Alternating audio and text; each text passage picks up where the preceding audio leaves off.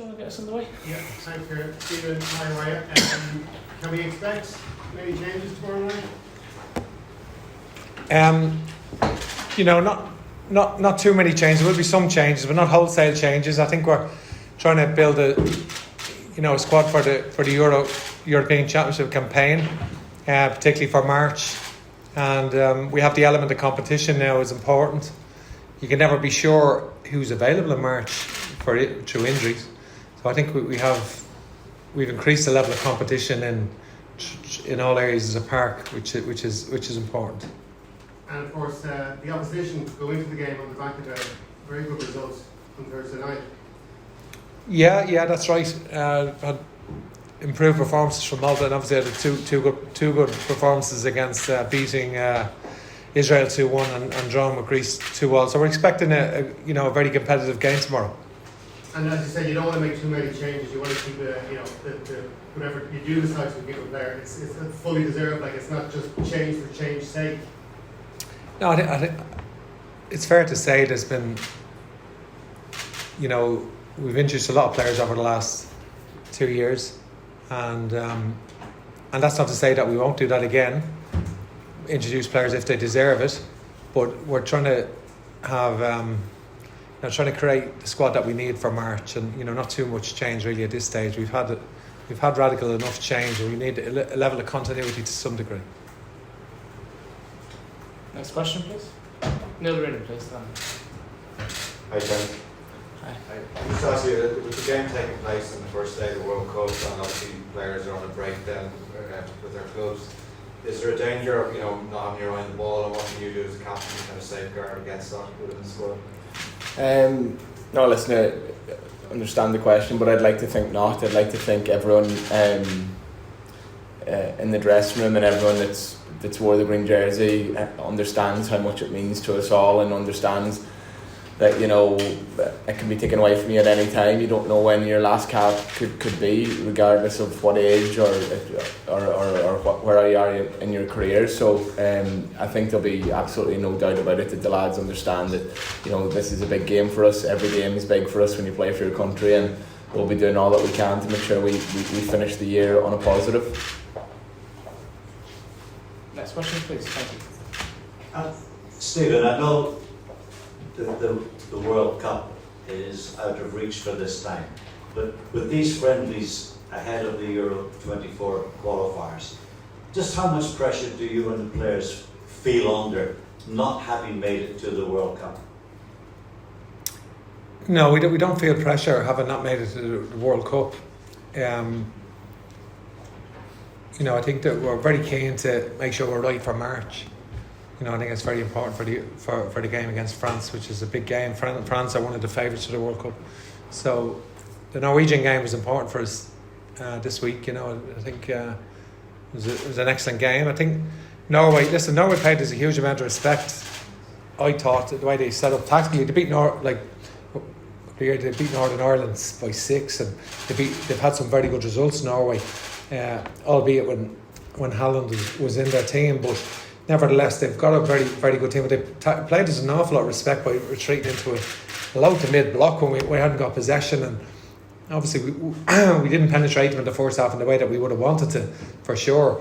We had a lot of possession without penetrating, but second half, we created quite a lot of chances, and we showed a quality, and we've learned a lot from that game the other night. The role of the front two, for example, and how they should play together in a similar scenario.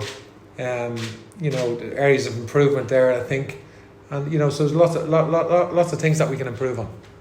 So if I could just add a little bit onto that for tomorrow night's game, from what you've just been saying, does that mean that you're looking at your players to go out and really push forward for goals?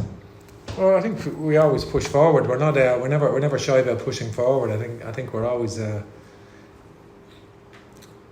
be honest, we've been scoring a fair amount of goals. We probably, where we need to improve on the last couple of forms is keeping clean sheets. We need to get back to that culture of I think we did all the good work in the second half. Like, we played a really good side who we sort of dominated for that first 20-25 minutes of the second half. and then undid our good work by conceding from a set play, which was quite an innocuous goal that we shouldn't concede. So it's that's an area that we have to improve on recent performances. Gordon first, then go to East Africa. Thank you. Hey, Stephen. Just on Malta, they played Thursday night, got a draw against Greece. What do you know about that? Yeah, they were winning right up to the end. Greece got a late equaliser, of course, and obviously they had some good result good game against Israel. So we've watched our recent games. They're an improved team that's improved, obviously, and it's only when you come here and here you hear of some of the history, and some people are saying about between Ireland and Malta scoring late goals, and it's never been an easy hunting ground for Ireland.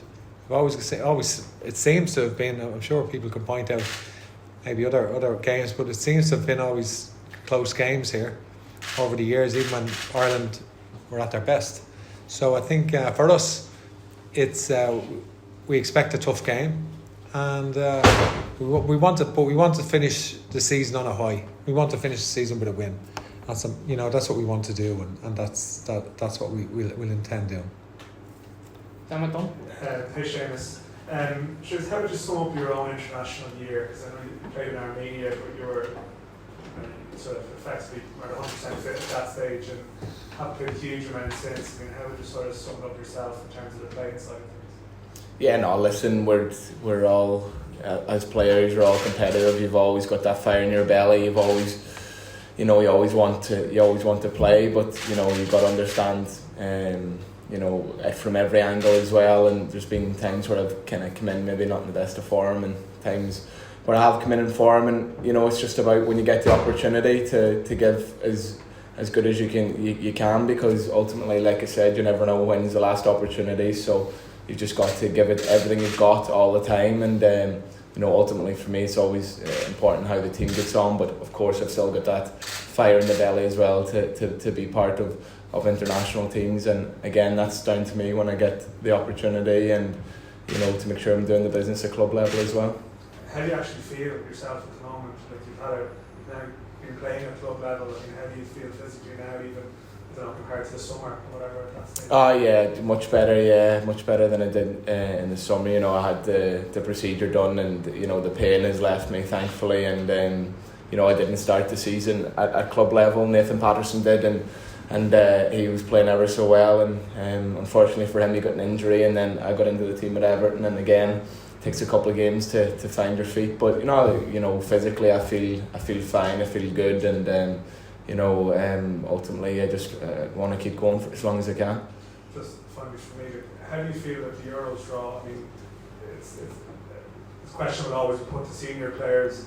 You have to embrace every tournament opportunity that comes along, and this is such a big one. But France and Holland are in there. It's obviously isn't ideal in Greece. But what's your feeling on it, and what are you saying to players about it? Because clearly when it comes out, there's a negative response maybe initially from us or around the place of, oh no, it's a nightmare. Like, how do you approach it as players? Yeah, no, listen, it's a tough group. There's no getting away from it. But at the same time, when you're growing up in Ireland and you're kicking the ball for your local clubs and that, and someone's telling you you've got opportunity to play against France in a qualifier, or Holland in a qualifier, you've got to see the positive side to it and see what we can do. And I think we showed at times against Belgium and Portugal, very strong nations, that on our day we can be a match for them. So it's about making everyone believe, I suppose, and really enjoying it as well, enjoying being part of it, and hopefully causing an upset along the way. John Fallon, please. Seamus, just related to that as well, on the Euros, I know Stephen spoke to us earlier in the year that he wants you to captain us. Hopefully we get to Germany in 2024. Like, there's players younger than you even who've left international football to prolong their club career. Did that at all come into your thinking, or you just will keep going until you can no more? No, I wouldn't say keep going till I can't no more, because I think you've got to be realistic with your body. And like, listen, if I go back to Everton in January and I'm in training and I notice lads that are going past me that 2 or 3 times in a training session that wouldn't usually happen, then I think you've got to look at all things. But at this moment in time, I feel good when I play. Listen, I'm not 24, I'm not 23, I'm not up and down like I used to, but I feel good, I feel physical. You know, I've played against some good wingers this season and I've felt comfortable. So for me, it's not about really looking that far ahead, because it's just about, you know, the next game and trying to be as good as I possibly can be in the next game, really. Stephen, just a quick one on Seamus' role. Obviously, he comes into the camp, he didn't play on Thursday. Just his role around the camp and how he reacts to maybe a disappointment of not playing. No, he's an absolute nightmare, you know. No, I think Seamus is the reason Seamus had such a good career, because he's been such an incredible competitor and has such a desire to win and to play. And he's used to playing. He's always been a first choice player, and it's never to be honest with you. And he's been terrific anytime he's played for us.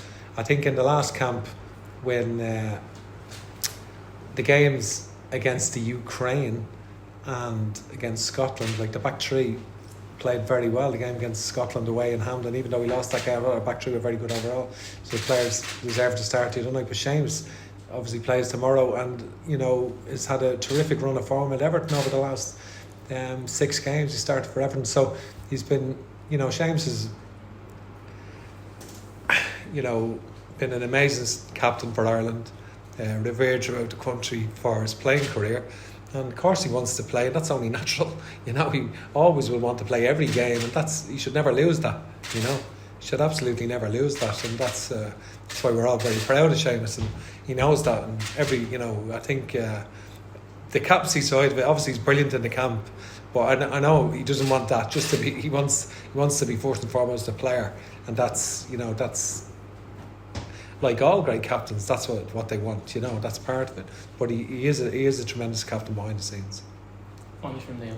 Right, so it's a follow-up of sources. In that role as captain, just wondering, Nathan Collins has received a lot of plaudits and deservedly so. The goal that was conceded the other night, did you feel any need to speak to him? I guess it's easy to forget how young he is, just to offer him a bit of reassurance? Or? No, I think the goal the other night could happen whether you're 32 or 21. No, he's obviously headed off, the guys came back, but no, listen, Nathan knows that he's got a good support group around him here. He's got senior players, he's got the manager and Keith and that believe in him so much. He's got, you know, potential through the roof, and them little things will happen along the way, and of course we'll be there for him when he needs to come to us. But I don't think it's a case of always, you know, going to a player after something like that. If he needs to speak, he knows that we're there. Okay guys, we'll do a quick cut over Stephen.